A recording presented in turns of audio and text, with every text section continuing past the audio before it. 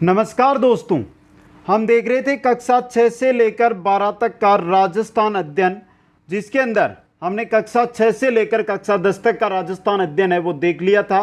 कक्षा 6 से 10 तक की अलग अलग कक्षा के नाम से प्लेलिस्ट बनी हुई है, वहाँ पर जाकर आप वीडियो है वो देख सकते हैं। और जो साथी पीडीएफ प्राप्त करना चाहते हैं वो Kuchaman online classes app download करके स्टोर से प्राप्त कर सकते हैं। इसी के साथ किसी भी प्रकार की अगर आप जानकारी लेना चाहते हैं तो आप इंस्टाग्राम पर जाकर यहां पर मैसेज के द्वारा मेरे से बात कर सकते हैं। दोस्तों, आज हम देखेंगे कक्षा 11 का नेक्स्ट अध्याय नंबर 4, जिसमें हमारा टॉपिक है राजस्थान के प्राकृतिक संसाधन एवं उनका संरक्षण।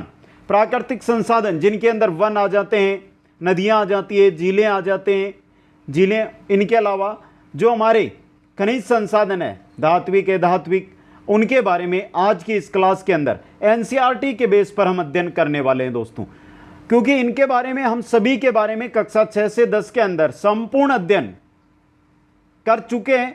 अब जो हम अध्ययन कर रहे हैं वो करेंगे एनसीईआरटी, तो आपको दोनों आरबीएससी भी मिल जाएगी और एनसीईआरटी भी आपको संपूर्ण अध्ययन है वो हो जाएगा। दोस्तों, तो आप अंत तक मेरे साथ बने रहें। आपसे विशेष आग्रह है आज की अधिक से अधिक इस वीडियो के लिंक को आप शेयर कर दें दोस्तों, और मनोबल बढ़ाने के लिए वीडियो को लाइक, और जो नए साथी जुड़ रहे हैं वो चैनल को सब्सक्राइब जरूर करें। दोस्तों, चलते हैं दोस्तों आज की क्लास की ओर। शुरू करते हैं सबसे पहले वन की ओर। दोस्तों, जितना हमारी कक्षा 11 की बुक में दिया गया मैटर उतना ही मैटर देखेंगे, क्योंकि बाकी संपूर्ण जो मैटर है हमने पहले देख लिया है इसके बारे में। राजस्थान में वनों से इमारती लकड़ी, ईंधन की लकड़ी, तेंदुपत्ता, बांस, गोंद, खस आदि कई प्रकार की औषधियां हैं जो प्राप्त होती है। दोस्तों, राजस्थान राज्य के कुल क्षेत्रफल का लगभग 10वां भाग आता है। राजस्थान राज्य का कुल क्षेत्रफल है उसके 10वें भाग पर क्या है दोस्तों? वन है। इंपॉर्टेंट चीज है ये आपके लिए। राज्य में सर्वाधिक वन क्षेत्र उदयपुर के अंदर है तथा सबसे कम वन क्षेत्र है वो चूरू जिले के अंदर पाया जाता है, और यहां से बहुत एग्जामों के अंदर क्वेश्चन भी आ चुका है। राजस्थान के 500 वर्ग किलोमीटर से कम वन क्षेत्र वाले जिलों की अगर हम बात करें तो झुंझुनू है, जोधपुर है, दौसा है, भरतपुर है, हनुमानगढ़ है, जालोर है, नागौर है, टोंक है और राजसमंद है। इनके अंदर 500 वर्ग किलोमीटर से कम वन क्षेत्र है जो पाया जाता है। दोस्तों, अब वनों के प्रकारों की अगर हम बात करते हैं तो सबसे पहले हम बात कर लेते हैं वनों को प्रशासनिक दृष्टि से कितने भागों में बांटा जाता है? 3 भागों के अंदर बांटा जाता है। आरक्षित वन, सुरक्षित वन और अवर्गीकृत वन। दोस्तों, आरक्षित वन, ये वन सरकारी नियंत्रण के अंतर्गत आते हैं। जो वन सरकारी नियंत्रण में आते हैं वो आरक्षित वन होते हैं। पशु चराने व लकड़ी काटने पर प्रतिबंध होता है, पूर्णतः प्रतिबंध है। यहां पर ना तो पशु चरा सकते हैं, ना यहां से आप लकड़ी काट सकते हैं। दोस्तों, ये कुल वन क्षेत्र के 1/3 से अधिक भाग पर फैले हुए हैं। दोस्तों, दूसरे जो वन क्षेत्र है, दूसरा वन है वो है आपका सुरक्षित वन। यह वन भी सरकारी नियंत्रण के अंतर्गत आते हैं। इस क्षेत्र में लकड़ी काटने व पशु चराने की अनुमति दी जाती है, यानी कि आप सरकार से अनुमति लेकर यहाँ से पशुचारण है, यहाँ पर पशुचारण कर सकते हैं, यहाँ से लकड़ी है वो काट सकते हैं। दोस्तों, इस प्रकार के वन कुल वन क्षेत्र के आधे से अधिक क्षेत्र पर पाए जाते हैं। दोस्तों, तीसरे वन है जो हमारे हैं अवर्गीकृत वन। इस श्रेणी में वह वन आते हैं जहां पशु चराने व लकड़ी काटने पर किसी तरह का सरकारी प्रतिबंध नहीं होता है, उनको कहा जाता है अवर्गीकृत वन। ये हो गए प्रशासनिक दृष्टि से हमारे वन। दोस्तों, अब बात कर लेते हैं भौगोलिक दृष्टि से वनों का वर्गीकरण। भौगोलिक दृष्टि के अनुसार राजस्थान के अंदर 3 प्रकार के वन पाए जाते हैं, जिनके अंदर पहले वन है वो है हमारे उष्णकटिबंधीय कटीले वन। उष्णकटिबंधीय कटीले वन। दोस्तों, ये वन राजस्थान के शुष्क एवं अर्ध शुष्क भागों में पाए जाते हैं। शुष्क और अर्ध शुष्क भागों के अंदर उष्णकटिबंधीय कटीले वन है जो पाए जाते हैं। इन वनों के अंदर झाड़ियां व कटीले जो वृक्ष होते हैं, जिनके कांटे होते हैं, वो वृक्ष आते हैं। दोस्तों, मुख्य वृक्षों के अंदर रोइडा है, खेजड़ी है, दोकड़ा है, बेर है, बबूल है, केर है, नीम है। ये मुख्य रूप से उष्णकटिबंधीय कटीले वन है। दोस्तों, खेजड़ी बहुउपयोगी वृक्ष होता है जिसको कल्प वृक्ष भी कहा जाता है। कल्प वृक्ष किसको कहा जाता है? खेजड़ी को कहा जाता है। ये राज्य का वृक्ष भी है, ये राज्य वृक्ष भी है। दोस्तों, राजस्थान का राज्य वृक्ष खेजड़ी है। रोहिड़ा राज्य का क्या है? राज्य पुष्प है। रोहिड़ा राज्य का राज्य पुष्प है। सेवण घास अत्यंत पौष्टिक घास है जो जैसलमेर के अंदर पाई जाती है दोस्तों। ये भी उष्ण कटिबंधीय जो कटीले वन है उनके अंतर्गत आती है दोस्तों। ये थे उष्ण कटिबंधीय कटीले वन। दूसरे जो वन आते हैं वो आते हैं उष्ण कटिबंधीय शुष्क पतझड़ वन। उष्ण कटिबंधीय शुष्क पतझड़ वन, इन वनों को मानसूनी वन कहा जाता है। क्या कहा जाता है? मानसूनी वन। ये वन अरावली पर्वत श्रेणी के उत्तरी व पूर्वी ढालू पर तथा दक्षिणी पूर्वी राजस्थान के अंदर पाए जाते हैं। मित्रों यहां पर दो हम देख रहे हैं उष्ण कटिबंधीय शुष्क पतझड़ वन। ये आपको जो अरावली पर्वतमाला है ना, इसके उत्तरी और पूर्वी ढाले, दक्षिण व दक्षिणी पूर्वी जो ढाले हैं वहां पर देखने को मिलेंगे दोस्तों।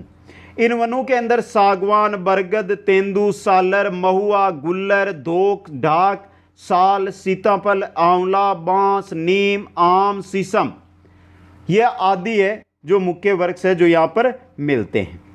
तीसरे जो वन है हमारे वो है अर्ध उष्ण कटिबंधीय सदाबहार वन। इन वनों को सदाबहार वन भी कहा जाता है। अर्ध उष्ण कटिबंधीय जो सदाबहार वन है वो दोस्तों ये आबू पर्वतीय क्षेत्र के अंदर पाए जाते हैं। जो आबू पर्वतीय क्षेत्र है वहां पर आपको जो वन मिलेंगे वो अर्ध उष्ण कटिबंधीय सदाबहार वन मिलेंगे दोस्तों। इन वनों के अंदर मुख्यतः आम, बांस, सागवान आदि है जो वृक्ष पाए जाते हैं, जो पहाड़ी के ऊंचाई वाले भागों के अंदर पाए जाते हैं। जो पहाड़ी का ऊंचाई वाला भाग है वहां पर आपको अर्ध उष्ण कटिबंधीय सदाबहार वन है जो देखने को मिलेंगे दोस्तों। इनके अलावा हम बात करें तो गंगानगर और हनुमानगढ़ के अंदर शीशम के वृक्ष भी पाए जाते हैं। गंगानगर और हनुमानगढ़ है वहां पर आपको शीशम के वन है जो देखने को मिलते हैं दोस्तों। ये इंपॉर्टेंट चीज है। ये थे वन दोस्तों। वनों से हम आगे चलते तो बात करते हैं वन संरक्षण की। देखिए मित्रों, राष्ट्रीय वन नीति वर्ष 1952 जिसको संशोधित है 1988 के अनुसार कुल भूभाग का लगभग 33% वन क्षेत्र होना चाहिए। राजस्थान का जो क्षेत्रफल है उसके 33% पर क्या होने चाहिए? वन होने चाहिए। जोधपुर के अंदर केंद्रीय शुष्क क्षेत्र अनुसंधान संस्थान यानी काजरी और शुष्क वन अनुसंधान संस्थान आपरी, ये कहां पर है दोनों? काजरी व आपरी जोधपुर के अंदर स्थित है दोस्तों। आगे हम चलते हैं तो हमारे आता है मृदा संरक्षण दोस्तों। देखिए राजस्थान के अधिकांश मृदा जलोढ़ अर्थात नदियों द्वारा बहाकर लाई गई मिट्टी है। राजस्थान में अधिकांशतः हम देखते हैं तो जलोढ़ मिट्टी मिलती है। अरावली की ढालू पर कंकड़ युक्त सतह, जबकि दक्षिणी पूर्वी पठारी भाग में काली व लाल मृदा पाई जाती है। अब देखिए राजस्थान में कौन कौन से प्रकार की मिट्टी है वो मिलती है। सबसे पहले जो हमारी मिट्टी आती है, मृदा आती है, वो आती है जलोढ़ मृदा। पूर्वी राजस्थान में नदियों द्वारा जमा की गई मृदा है। ये पूर्वी राजस्थान है वहां पर नदियों के द्वारा जमा की गई मिट्टी जलोढ़ मिट्टी। इसका रंग कहीं लाल कहीं भूरा है। जलोढ़ मिट्टी का कहीं पर लाल रंग मिलेगा, कहीं पर भूरा रंग आपको देखने को मिलेगा दोस्तों। उत्पादकता की दृष्टि से यह उत्तम मिट्टी है। अगर हम उत्पादकता की बात करते हैं तो ये क्या है? उत्तम मिट्टी मानी जाती है। दूसरी मिट्टी हमारी आती है वो आती है लाल और पीली मिट्टी। लाल और पीली मिट्टी, ये मिट्टी सवाई माधोपुर, भीलवाड़ा जिले के पश्चिमी भाग में, अजमेर व सिरोही जिलों के अंदर पाई जाती है। लाल व पीली मिट्टी है जो सवाई माधोपुर है, इसके अलावा जो भीलवाड़ा का पश्चिमी भाग है जहाँ पर अजमेर आ जाता है, अजमेर है, सिरोही है, यहाँ पर आपको देखने को मिलेगी। इस मिट्टी में लोहे अंश की प्रधानता होती है तथा कार्बोनेट की इसके अंदर क्या पाई जाती है? कमी पाई जाती है। जो लाल पीली मिट्टी है इसमें लोहे जो अंश है इसकी मात्रा अधिक है, कार्बोनेट की इसमें क्या है? कमी है। तीसरी मिट्टी हमारी आती है वो आती है लाल लोमी मिट्टी। ये मिट्टी उदयपुर जिले के मध्य व दक्षिणी भाग और डूंगरपुर में अधिक पाई जाती है। जो लाल लोमी मिट्टी है आपको उदयपुर जिले के मध्य भाग में, दक्षिणी भाग में मिलेगी, डूंगरपुर के अंदर मिलेगी दोस्तों। इसमें उत्पादकता सामान्य होती है। उत्पादकता क्या होती है इसकी? सामान्य होती है। नेक्स्ट चौथी मिट्टी आती है वो आती है लाल और काली मिट्टी। लाल और काली मिट्टी है ये भीलवाड़ा, उदयपुर के पूर्वी भाग, चित्तौड़गढ़, डूंगरपुर और बांसवाड़ा जिलों के अंदर पाई जाती है, लाल और काली मिट्टी दोस्तों। ये लाल मिट्टी मालवा की काली मिट्टी का विस्तार है। ये जो लाल काली मिट्टी है, ये जो मालवा की काली मिट्टी है उसका विस्तार है। ये मिट्टी कपास व मक्का आदि के लिए क्या है, उपयुक्त है। कपास और मक्का उत्पादन के लिए उपयुक्त मिट्टी लाल काली मिट्टी होती है दोस्तों। पांचवी जो हमारी मिट्टी आती है वो आती है मध्यम प्रकार की काली मिट्टी। कौन सी है? मध्यम प्रकार की काली मिट्टी दोस्तों। यह हाड़ौती के पठार में पाई जाती है। मध्यम प्रकार की काली मिट्टी है जो हाड़ौती का पठार है वहां पर पाई जाती है। ये गहरे भूरे रंग से काले रंग तक की होती है। भूरे रंग से लेकर काला रंग मिलता है, उस प्रकार की यह मिट्टी होती है दोस्तों। यह मिट्टी कपास, मूंगफली और दालू के लिए उपयोगी है। कपास, मूंगफली और दालू के उत्पादन के लिए अच्छी मिट्टी होती है मध्यम प्रकार की काली मिट्टी दोस्तों। और छठी मिट्टी आती है रेतीली मिट्टी। यह मिट्टी पश्चिमी राजस्थान के मरुस्थलीय इलाकों में पाई जाती है। जो हमारा पश्चिमी राजस्थान है उसका जो मरुस्थलीय भाग है वहां पर यह मिलेगी रेतीली मिट्टी दोस्तों। और इसमें फास्फेट की मात्रा पर्याप्त होती है। फास्फेट की अगर हम बात करें तो आप जो रेगिस्तानी भाग है वहां की मिट्टी में आपको फास्फेट खूब मात्रा में मिलती है दोस्तों। तो ये थी मिट्टियां। मिट्टियों से हम आगे चलते हैं तो आती है हमारे मृदा संरक्षण की विधियां दोस्तों। देखिए मृदा संरक्षण कैसे किया जाए। वनस्पति आवरण का विकास करके, यानी कि अधिक से अधिक पेड़ पौधे लगाकर, पट्टीदार कृषि करके, फसल का चक्रीकरण, फसल का हम क्या करें, चक्रीकरण करें, जिससे मिट्टी उपजाऊ होगी, उसका संरक्षण होगा। पशुचारण पर नियंत्रण। अत्यधिक पशुचारण है जो मिट्टी की जो उत्पादकता है उसको कम करता है। रासायनिक उर्वरकों का सीमित प्रयोग करके, अधिक जो है उपयोग ना करें रासायनिक उर्वरकों का, हाँ लिमिट मात्रा में उपयोग करें जिससे मिट्टी की उर्वरता है वो बनी रहेगी। स्थानांतरित कृषि पर प्रतिबंध करके, जो स्थानांतरित कृषि की जाती है राजस्थान में उसको प्रतिबंधित करके जो मृदा संरक्षण है वो किया जा सकता है दोस्तों। ये थी मिट्टियां। मिट्टियों से हम आगे चलते हैं तो हमारे आता है जल संसाधन। क्योंकि हम बात एनसीईआरटी के तहत कर रहे हैं मित्रों, तो एनसीईआरटी में जो सिलेबस दिया गया है, जितना मैटर दिया गया है उसी के अकॉर्डिंग हम देख रहे हैं। कक्षा 11 की बुक के अकॉर्डिंग है ये क्लास, तो यहाँ पर बहुत कम मैटर मिलता है। जबकि हमने जब आरबीएससी पढ़ा था उसके अंदर मिट्टियां हमारी कक्षा 8 कक्षा 9 के अंदर हमने संपूर्ण पाई का अध्ययन है वो मिट्टियों का कर लिया था दोस्तों। अब बात करते हैं जल संसाधन की। तो देखिए राजस्थान के शुष्क व अर्धशुष्क भागों में वार्षिक वर्षा का औसत 25 सेमी से कम है दोस्तों। बात कहां पर हो रही है? जो शुष्क अर्धशुष्क यानी जो मरुस्थलीय भाग है वहां पर। राजस्थान के अलवर, अजमेर, भीलवाड़ा, जयपुर व उदयपुर जिलों में 50% से अधिक उपलब्ध भूमि जल का उपयोग में लिया जाता है दोस्तों। जैसलमेर, बीकानेर और चूरू जिले में जल स्तर कम हो रहा है। जैसलमेर, बीकानेर और चूरू जिले यहां पर जो जल स्तर है नीचे का भूमि का वो कम हो रहा है। राजस्थान में लगभग 70% सिंचाई व नलकूपों के द्वारा की जाती है दोस्तों। यहां पर हम बात कर लेते हैं प्रमुख नदियों की। अब प्रमुख नदियां, हमने जब नदियां पढ़ी थी कक्षा 8 के अंदर तो कम से कम 1 घंटे की क्लास ली थी, वो भी स्पीड के साथ। और यहां पर नदियां 3 लाइनों में बताई गई है, क्योंकि जो मैटर हमने पहले पढ़ लिया है वो आगे के एनसीईआरटी बेस पर कम मिलता है दोस्तों। तो देखिए चंबल है, बनास है, लूनी है, माही है, बाणगंगा, बेडस, साबरमती, काली सिंध, पार्वती आदि सभी राजस्थान की नदियां हैं। इनमें से चंबल नदी है जो वर्षा पर्यंत प्रवाहित होती है। वर्षा पर्यंत यानी कि वर्ष पर्यंत है, यहाँ पे वर्षा नहीं है, वर्ष पर्यंत 12मासी नदी है आपकी चंबल नदी। राजस्थान में नदियों की उपलब्ध मात्रा का लगभग 40% जल का ही उपयोग किया जाता है। जो नदियों का जल है उसका 40% ही राजस्थान उपयोग में ले पाता है दोस्तों। बात कर ले हम प्रमुख झीलों की। झीलें बहुत अच्छी दी गई है, यहां से झीलों से रिलेटेड आपके क्वेश्चन बन सकता है। राजस्थान के लगभग हर क्षेत्र में पारंपरिक जल स्रोत जैसे कुएं, बावड़ियां, खड़ीन आदि पाए जाते हैं। तात्कालिक राजा महाराजाओं ने जल संरक्षण के लिए कई उपाय किए थे जो वर्तमान में भी क्या है, उपलब्ध है दोस्तों। इनमें से देखिए उदयपुर के राणाओं ने उदय सागर, फतेह सागर, गोवर्धन सागर, रंग सागर आदि जिलों का समय समय पर निर्माण करवाया है। उदय सागर, फतेह सागर, गोवर्धन सागर और रंग सागर एवं नहरों की सहायता से इन्हें आपस में क्या कर दिया, जोड़ दिया। जिससे वर्षा ऋतु में जल एक के बाद दूसरी झील में स्थानांतरित हो जाए। सभी झीलें बनाई और झीलों को क्या किया, नहरों के द्वारा जोड़ दिया। अगर वर्षा ऋतु में किसी झील में पानी आता है और किसी में कमी रहती है तो उस नहर के द्वारा उस झील में भी पानी पहुंच जाए दोस्तों। इसी वजह से ये उदयपुर में है, इसी वजह से जो उदयपुर है उसको झीलों की नगरी कहा जाता है। उदयपुर को क्या कहा जाता है, झीलों की नगरी कहा जाता है दोस्तों। मेवाड़ के महाराणा जयसिंह ने उदयपुर में जयसमंद झील का निर्माण गोमती नदी पर करवाया है। गोमती नदी के जल को रोककर जयसिंह ने जयसमंद झील का निर्माण करवाया दोस्तों, जिसे विश्व के मीठे पानी की सबसे बड़ी मानव निर्मित झील मानी जाती है। जो जयसमंद झील है उसको विश्व की मीठे पानी की सबसे बड़ी मानव निर्मित झील माना जाता है। अजमेर में आना सागर, पुष्कर में एक धार्मिक महत्व की प्राकृतिक झील पुष्कर झील स्थित है दोस्तों।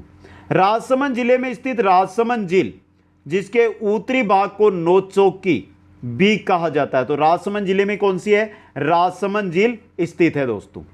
सिरोही के माउंट आबू में राज्य की सबसे ऊंचाई पर स्थित प्राकृतिक झील नक्की झील स्थित है। नक्की झील के बारे में कहावत है कि देवताओं ने अपने नाखूनों से इसका खोदकर है जो निर्माण किया है दोस्तों। ये इंपॉर्टेंट कहावत है जिससे भी आपके क्वेश्चन बन सकता है। आगे चलिए नेक्स्ट है अन्य जिलों की अगर हम बात करते हैं तो जोधपुर के अंदर हमारे बालसमंद और कायलाना, जैसलमेर में गडीसर, डूंगरपुर में गेप सागर, बीकानेर में कोलायत आदि महत्वपूर्ण जल संसाधन यानी झीलें स्थित है दोस्तों। अगर खारे पानी की हम बात करें, खारे पानी की झीलों की, तो राज्य में खारे पानी की झीलें जयपुर, अजमेर और नागौर के मध्य भाग के अंदर है सामर झील। तीनों जो झीलें हैं ये जयपुर, अजमेर और नागौर, इन तीनों की जहां पर सीमा मिलती है वहां पर स्थित है सांबर झील दोस्तों। बाड़मेर में पचभद्रा है, बीकानेर में लूणकरणसर है, जैसलमेर में पोखरण है, नागौर के अंदर इसके अलावा नावा झील, कुचामन झील, डीडवाना झील ये है दोस्तों। ये मुख्य खारे पानी की झीलें हैं। अब देखिए जल संरक्षण की विधियां, यहां से इंपॉर्टेंट क्वेश्चन एग्जाम में बन सकता है आपके, पढ़ लिया वैसे हमने ये सभी। पहली है रूपटॉप जल संचयन तकनीक। रूपटॉप जल संचयन तकनीक दोस्तों, इस तकनीक से घर की छत पर गिरे वर्षा के जल को घर के नीचे बने कुएं में एकत्रित किया जाता है दोस्तों। जब वर्षा ऋतु में छत का पानी है वो नीचे आता है तो छत के पानी को जो घर के नीचे बना हुआ होता है कुएं के समान, जिसको कुआं बोला जाता है, उसमें एकत्रित किया जाता है। दूसरी जो विधि है वो है वाटर हार्वेस्टिंग तकनीक। इस तकनीक में व्यर्थ बहने वाले वर्षा के जल को भूमिगत किया जाता है। जैसे आपको पता है कि आपने न्यूज़ देखी होगी मित्रों, चेन्नई के अंदर भूमिगत जल है वो बिल्कुल समाप्त हो गया। कैसे हो गया? वहां तो पास में ही समुद्र है। समुद्र सिर्फ नहीं है, जो पीने योग्य भूमिगत जल होता है वहां पर, क्योंकि वहां पर ना तो जो चेन्नई के नीचे, चेन्नई के अंदर सड़कें बनी, हर जगह सड़कें बन गई, मकान बन गई, वहां पर जो पानी होता है वो समुद्र में डाल देते हैं। चेन्नई में वर्षा का जल होता है उसको, जबकि उसको भूमि में नहीं जाने देते हैं। उस वजह से वहां पर बिल्कुल जो है 200 फीट तक भूमिगत जल है वो बिल्कुल खत्म हो गया दोस्तों। उसी के लिए वाटर हार्वेस्टिंग तकनीक है। इस तकनीक से क्या किया जाता है, जो व्यर्थ बहता है जल वर्षा ऋतु के अंदर, उसको क्या किया जाता है, भूमि के अंदर डाला जाता है। तीसरी संरक्षण विधि है वो है भूगर्भिक, यानी भूमि के अंदर का जल सुरक्षित रखना उसको। अफवाह, नदी का जल है उसका बहना या उसका प्रवाह होना। टांका किसको कहा जाता है? पश्चिमी राजस्थान में जल संरक्षण हेतु घर में बनाए गए कुएं नुमा संरचना है जिसको टांका कहा जाता है। पश्चिमी जो राजस्थान है उसके अंदर जल की कमी है, तो वहां पर जब वर्षा होती है उस समय जो जल होता है वर्षा का, उसको घर में बनाए टांके नुमी जो संरचना है उसमें जो कुआं होता है उसके आकार का बनाया होता है घर में, उसमें इकट्ठा कर लिया जाता है, जो बाद में काम में लेते रहते हैं दोस्तों। आगे चलिए, नेक्स्ट आ रही है आपकी खड़ीन। पश्चिमी राजस्थान में कृषि के लिए जल संरक्षण हेतु बनाई गई संरचना को खड़ीन कहा जाता है। नेक्स्ट है आपके जोड़, वर्षा जल रोककर भूमिगत जल स्तर को बढ़ाने हेतु बनाई गई संरचना। वर्षा के जल को रोककर जो भूमिगत जल है उसका स्तर बढ़ाने के लिए जो संरचना है उसको जोड़ कहते हैं। और संरक्षण का अर्थ है सुरक्षित रखना या उसका रख रखाव करना दोस्तों। आगे हमारे आता है वन्य जीव, इनके बारे में अध्ययन करते हैं। वन्य जीव दोस्तों, सवाई बाघ की बात करें, यहां पे वन्य जीवों में सीधे है कि जैसे बाघ है, चित्ता, काला हिरण, चिंकारा, सांबर और नीलगाय, 6 के बारे में दिया गया है। ये किन जिलों के अंदर पाए जाते हैं। बाघ की हम बात करें तो सवाई माधोपुर, अलवर, धौलपुर, करौली, कोटा, सिरोही, चित्तौड़गढ़, उदयपुर, बूंदी और डूंगरपुर, इन जिलों के अंदर आपको बाघ है वो मिल जाएंगे दोस्तों। बात करें चित्ता की तो चित्ता, सिरोही, उदयपुर, भीलवाड़ा, डूंगरपुर, करौली, प्रतापगढ़, कोटा और अजमेर, इनके अंदर आपको चित्ता देखने को मिल जाएगा। काला हिरण की बात करते हैं तो चूरू, भरतपुर, सिरोही, जयपुर और बाड़मेर, यहाँ पर आपको काला हिरण देखने को मिल जाएगा। चूरू के अंदर ताल छापर काला हिरण के लिए प्रसिद्ध भी है। चिंकारा की अगर हम बात करते हैं तो भरतपुर, सवाईमाधोपुर, जालोर, सिरोही और जोधपुर के अंदर आपको चिंकारा है वो देखने को मिल जाएंगे दोस्तों।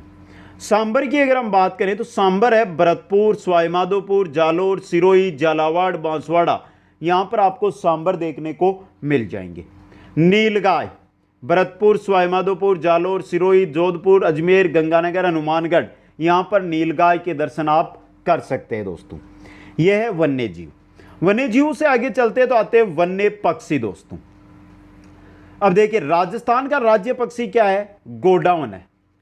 गोडाउन है जो राज्य पक्षी गोडाउन है, तो कमेंट करके बताइए राज्य पशु कौन सा है, नाम बताइए राज्य पशु का आप। ये बाड़मेर, जैसलमेर और बीकानेर के अंदर गोडाउन आपको देखने को मिलेगा। गोडाउन कहां पर मिलेगा, बाड़मेर, जैसलमेर, बीकानेर, पश्चिमी राजस्थान है वहां पर। गन्ना के पक्षी अभ्यारण्य को पक्षियों का स्वर्ग माना जाता है। गन्ना पक्षी अभ्यारण्य है भरतपुर वाला, उसको क्या माना जाता है, पक्षियों का स्वर्ग। और यहाँ साइबेरियन क्रेन शीतकाल के अंदर आते हैं। जो साइबेरियन क्रेन पक्षी है वो शीतकाल के अंदर गन्ना पक्षी अभ्यारण्य के अंदर आता है। फलोदी के निकट एक जगह है खिंचन, जो किनके लिए प्रसिद्ध है, कुर्जा पक्षी है। तो खिंचन के अंदर कुर्जा पक्षी है वो पाया जाता है। ये इंपॉर्टेंट क्वेश्चन बन सकता है एग्जाम में। इसके अलावा राजस्थान में तीतर, काला तीतर, मोर, गिद्ध, तोता, मैना, सारस, बुलबुल आदि पक्षी भी राजस्थान के अंदर आपको देखने को मिल जाएंगे। आगे हम चलते हैं तो हमारे आते हैं वन्य जीव संरक्षण, राष्ट्रीय उद्यान एवं वन्य जीव दोस्तों। राजस्थान में 1951 में वन्य जीव एवं संरक्षण अधिनियम है वो पारित किया गया। 1972 में भारतीय वन्य जीव संरक्षण अधिनियम है वो बनाया गया।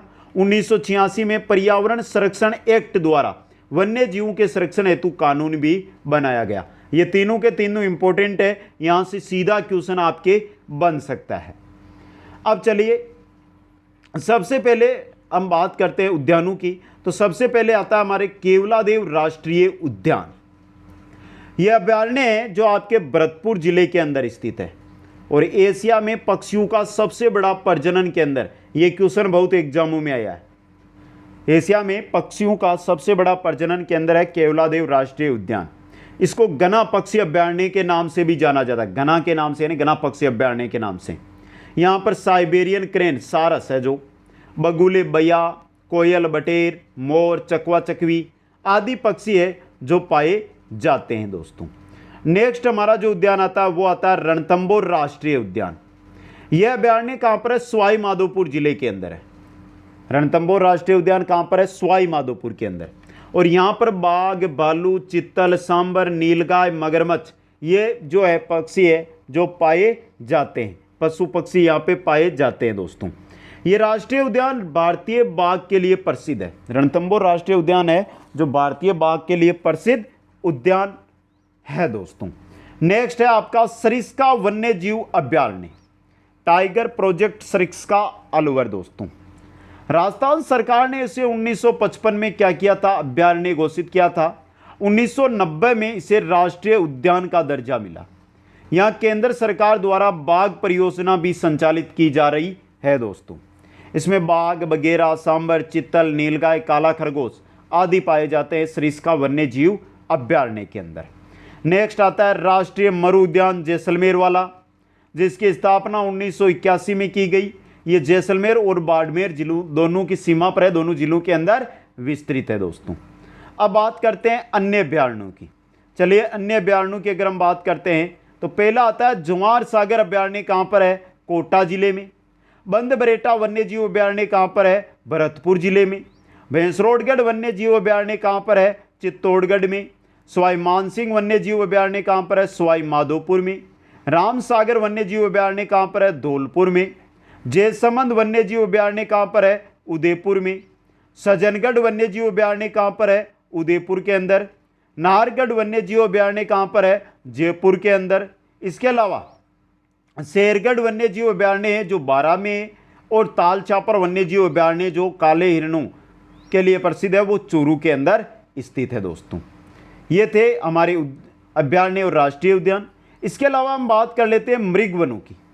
मृग वन कौन कौन से हैं और कौन से जिले में कब स्थापना हुई और कौन से वन्य जीव वहां पर पाए जाते हैं?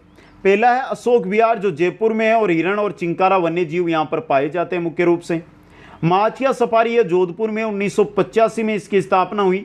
भेड़िया, लंगूर, नीलगाय और चिंकारा यहां पर देखने को आपको मिल सकते हैं। चित्तौड़गढ़ के नाम से ही मृगवन है जो चित्तौड़गढ़ जिले में है, 1969 में स्थापना हुई। भेड़िया, लंगूर, नीलगाय और चिंकारा यहां पर देखने को आपको मिलेगा। पुष्कर मृगवन है जो अजमेर में है, पुष्कर के अंदर 1985 में स्थापना हुई और यहां पर हिरण देखने को मिलेंगे। सज्जन उद्यान ये शाहपुरा जयपुर में है, सज्जन उद्यान जहां पर चित्तल, नीलगाय और चिंकारा देखने को मिलेगा। सज्जनगढ़ है उदयपुर के अंदर जहां पर लगभग सभी जो वन्य जीव है वो आपको देखने को मिलेंगे दोस्तों। यह है आपके मृगवन। अब आगे आते हैं हमारे खनिज संसाधन दोस्तों, बहुत इंपॉर्टेंट चीज रहेगा।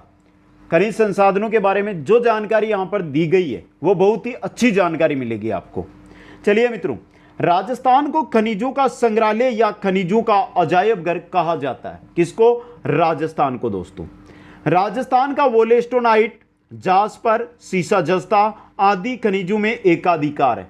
लगभग भारत में जो वोलेस्टोनाइट है, जास्पर है, सीसा जस्ता है, इनमें राजस्थान सबसे अधिक उत्पादन करता है दोस्तों। आगे देखिए, संगमरमर, ग्रेनाइट, कोटा स्टोन, बलुआ पत्थर, चांदी, जिप्सम, रॉक फास्फेट, कैल्साइट, बोल क्ले, घिया पत्थर एवं तांबा के उत्पादन भी राज्य क्या है? अग्रणी है। लगभग जो आपका 50% के आसपास ये जो सभी खनिज राजस्थान निकालता है। खनिजों की उपलब्धता एवं उत्पादन में राजस्थान की जो अरावली पर्वतमाला क्षेत्र है ये सर्वाधिक महत्वपूर्ण है। जो अरावली पर्वतमाला क्षेत्र है यहाँ पर सर्वाधिक खनिज राजस्थान में पाए जाते हैं दोस्तों। अब देखिए यहाँ से क्वेश्चन अच्छे बनेंगे। देश में उत्पादित जस्ते का लगभग 99%, जिप्सम का 93%, एबेस्टोस का 89%, घिया पत्थर का 85%, सीसा का 77%, रॉक फॉस्फेट का 75%, फेल्सपार का 70%, वोल्पेमाइट का 50%, तांबे का 36% और अभ्रक का 22% है जो राजस्थान में पाया जाता है। राजस्थान इतना प्रतिशत इन खनिजों का क्या करता है? उत्पादन करता है दोस्तों। अब बात करते हैं राजस्थान के प्रमुख खनिजों की। राजस्थान के खनिजों के प्रकार देखिए। खनिजों के प्रकार में राजस्थान में सबसे पहले आते हैं धात्विक खनिज। कौन से आएंगे मित्रों? धात्विक खनिज। धात्विक 2 नंबर पे जो हमारे खनिज आएंगे वो आएंगे अधात्विक, और 3 नंबर पे आएंगे ऊर्जा खनिज दोस्त। 3 प्रकार के। पहले देख लीजिए धात्विक खनिज। जिन खनिजों में धातु की मात्रा पाई जाती है उन्हें धात्विक खनिज कहते हैं। जिनमें धातु की मात्रा मिले, चमक मिले, वो होंगे धात्विक खनिज। जैसे लोहा, यस्क है, मैग्नीज है, सीसा जस्ता है, चांदी है, तांबा है, बेरिलियम है, टंगस्टन है, कैडमियम है, ये सभी क्या आपके धात्विक खनिज है। अब धात्विक खनिज में सबसे पहले आता है हमारा लोहा अयस्क दोस्तों। जयपुर, सीकर के कुछ क्षेत्रों में, बूंदी से भीलवाड़ा, कांकरोली, उदयपुर, डूंगरपुर, कांकरोली उदयपुर में, डूंगरपुर होती हुई बांसवाड़ा की पेटी में लोहा अयस्क के जो भंडार है वो मिलते हैं दोस्तों। इंपॉर्टेंट चीज है आपके लिए। जयपुर, सीकर के कुछ क्षेत्रों में, बूंदी से भीलवाड़ा, कांकरोली, उदयपुर, डूंगरपुर, यहाँ से बांसवाड़ा जो पेटी है वहाँ पर लोहे अयस्क के भंडार मिलते हैं। जैसे मोरिजा बानोला जयपुर के अंदर, नीमला रायसेला दौसा में, डाबला सिंगाना झुंझुनू में, नाथरा की पाल या थूर उंडेर उदयपुर में। ये खानों के नाम है मित्रों जहाँ पर लोहे अयस्क निकाला जाता है। 2 नंबर पर जो दो नंबर पर जो धात्विक खनिज आता है वो आता है हमारा मैग्नीज। बांसवाड़ा जिले की लिलवानी, नरडिया, सिवोनिया, कालाखूटा, सांगवा, इटाला, काचला, तलवाड़ा आदि क्षेत्र, यह बांसवाड़ा के क्षेत्र है मित्रों जहां पर मैग्नीज निकलता है। इनके अलावा जैसे जयपुर, उदयपुर और सवाईमाधोपुर जिलों में भी क्या है, मैग्नीज का उत्पादन किया जाता है। नेक्स्ट हमारा जो धात्विक खनिज है वो है सीसा जस्ता। ये देखिए उदयपुर, राजसमंद, डूंगरपुर, बांसवाड़ा और भीलवाड़ा इसके प्रमुख क्षेत्र है। किसके मित्रों? सीसा जस्ता के प्रमुख क्षेत्र है उदयपुर, राजसमंद, डूंगरपुर, बांसवाड़ा और भीलवाड़ा।